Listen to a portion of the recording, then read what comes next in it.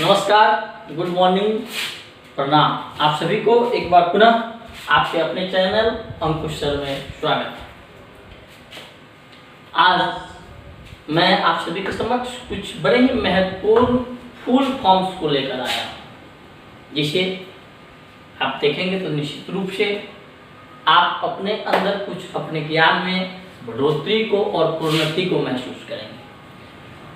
तो मैं चाहूँगा कि आप इस चैनल को सब्सक्राइब कर लें और बेल आइकन को भी दबाएं और इस वीडियो को शुरू से अंत तक देखें, और यदि आपको अच्छा लगे तो निश्चित रूप से अपने दोस्तों के साथ भी शेयर करें। तो आइए शुरू करते हैं इस टॉपिक को, जिसे हम लोग इस टॉपिक का नाम रखेंगे फुल फॉर्म। यह टॉपिक का नाम होगा टॉपिक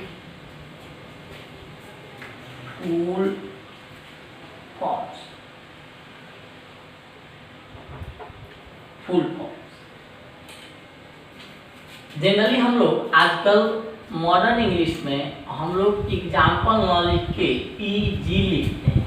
ईजी एग्जाम्पल न लिख के ईएक्स न लिख के एएस न लिख के ईजी लिखते हैं। ईजी शॉर्ट फॉर्म है, इसका मतलब होता है ईएक्स ईएम पीएलआई एग्जाम्पली और GRATIA ग्रेसिया। एग्जाम्पली ग्रेसिया। एग्जाम्पली ग्रेसिया का मतलब होता है उदाहरण के लिए। उदाहरण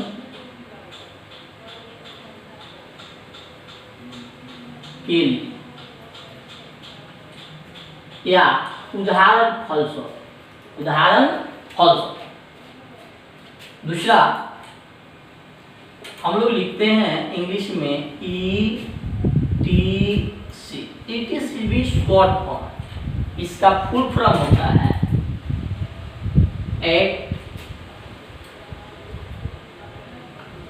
एटसेट्रा। एटसेट्रा का मतलब होता है इत्यादि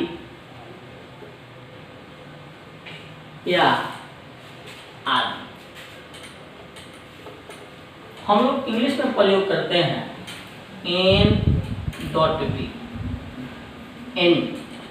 NB का मतलब होता है नोटा बेने। नोटा बेने। और यह एक फ्रेज, यह एक क्या है? फ्रेज है, जिसका मतलब होता है, जिस फ्रेज का मतलब होता है NOTE नोट वेल। इस फ्रेज का मतलब क्या होता है? Note well. और नोट वेल का मतलब होता है नोट मतलब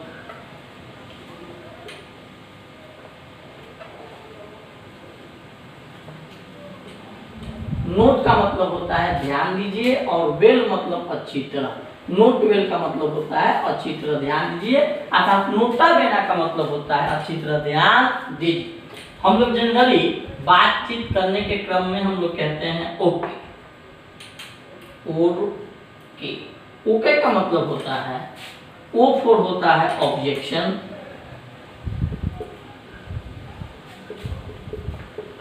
और K फोर होता है किल। ऑब्जेक्शन किल। ऑब्जेक्शन मतलब आपत्ति, किल मतलब नहीं है, मार दी गई, अर्थात आपत्ति नहीं। इसे ग्रीक में, ग्रीक फ्रेज में इसको कहा गया है, ग्रीक फ्रेज में इसे कहा गया है ओला काला। यह एक ग्रीक फ्रेज है ओला काला। ओला काला का मतलब होता है ऑल राइट। ऑल राइट मतलब ठीक है। तो ओके का मतलब ठीक है। ओके का मतलब ठीक है।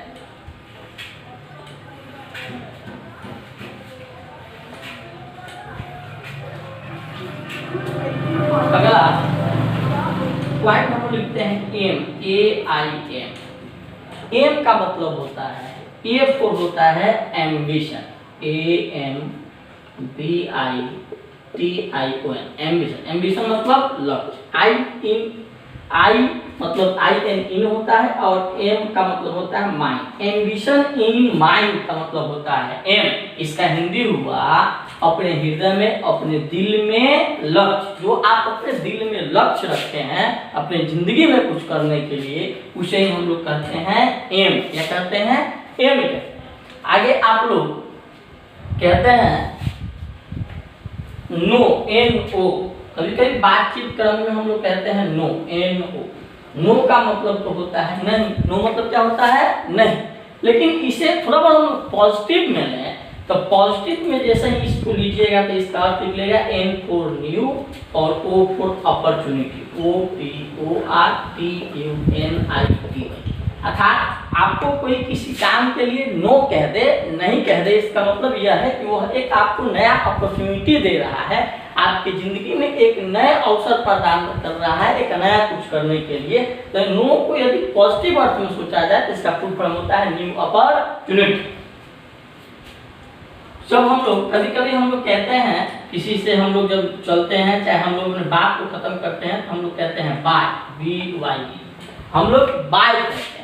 बाय का मतलब होता है B फॉर बी विद,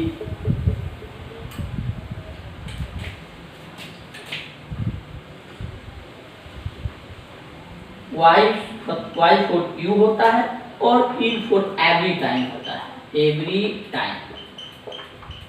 तो बाय का मतलब होता है be with you every time. Be मतलब होना या रहना, विद यू मतलब आपके साथ, एवरी टाइम मतलब पूरे समय या हमेशा, मैं हमेशा आपके साथ हूँ का मतलब होता है बाय। तो ये कुछ इंपॉर्टेंट फुल फॉर्म है जिसका प्रयोग हम लोग जनरली करते हैं। इस तरह के फुल फॉर्म लेकर हमेशा मैं आपके सामने आता रहूँगा, इस तरह की ऑथेंटिक नॉलेज हमेशा आपको देता रहूँगा। आप इस वीडियो को हमेशा अपने दोस्तों के साथ शेयर करें और साथ ही साथ हमारे चैनल को आपने अभी तक सब्सक्राइब नहीं किया है तो सब्सक्राइब कर लें। इस तरह का ऑथेंटिक नॉलेज हमारी चैनल हमेशा आपको प्रदान करती रहेगी। इन्हीं तमाम फुल फॉर्म्स के साथ मैं आपसे लेता हूँ इजाजत, तब तक के लिए नमस्कार।